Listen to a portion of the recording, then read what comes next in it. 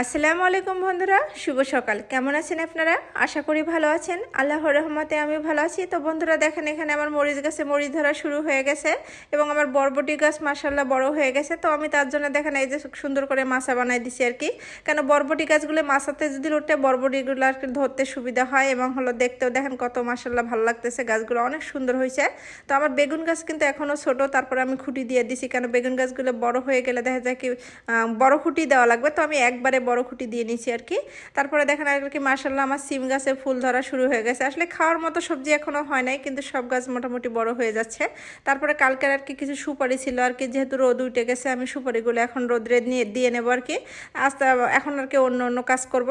তো বন্ধুরা সকালটা কিন্তু আমার এইভাবেই শুরু হয়, যেহেতু আজকে আমার বন্ধ, শুক্র শনি আমি 2 দিন মেরি স্কুলে যাই না, তো আমি বাড়তি কাজ করব।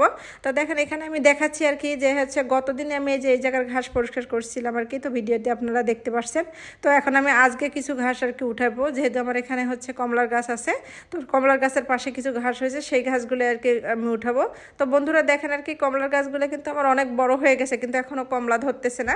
তো গাছের গোড়াটা কিন্তু ঘাসে ভরে গেছে। তো গোড়াটা যদি পরিষ্কার করে দেয় দেখা যায় কি আলো আর কি পড়বে গোড়ায়, এবং হলো গাছটাও আর কি সুন্দর দেখাবে আর কি। এবং গাছটা গোড়াটা আসলে পরিষ্কার করলে দেখতেও যেরকম ভালো লাগবে, এবং হচ্ছে পানি দিলে পানিটাও আর কি গাছে শোষণ করতে সুবিধা হবে। নাহলে ঘাস থাকলে কিন্তু ঘাসেই আর কি সব পানি করে নেয়। তো আমি এর গোড়াটা পরিষ্কার করে দিছি।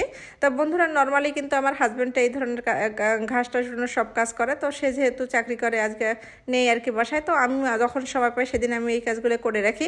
আসলে কোনো কাজ হচ্ছে ছেলে মেয়ের কোনো কাজে তফাৎ না, তো সে যখন পারে সে করে, আমি যখন পারি আমি করি। তো হচ্ছে আজকে যেহেতু আমার শুক্রবার বন্ধ আছে স্কুলে, এই জন্য আমি বাড়তি কাজ হিসেবে এটা করে নেব। তো আমি এই কাজগুলো করে কিন্তু তারপরে 9টা বাজলেই নাস্তা বানাবো আর কি। তো দেখেন আর কি মাশাআল্লাহ এই যে আমার ঘাসের গোড়াগুলো পরিষ্কার করা হয়েছে। তো বন্ধুরা এগুলো কিন্তু আমাদের কমলা গাছ, কিন্তু এগুলোতে এখনও কমলা ধরতেছে না। তো যার যার বাসায় এরকম গাছ আছে, কমলা গাছ আছে, আসলে কি করলে কমলা ধরবে কমেন্টসে অবশ্যই জানাবেন। তো ভিডিওটি ভালো লাগলে লাইক কমেন্ট শেয়ার করবেন। আজ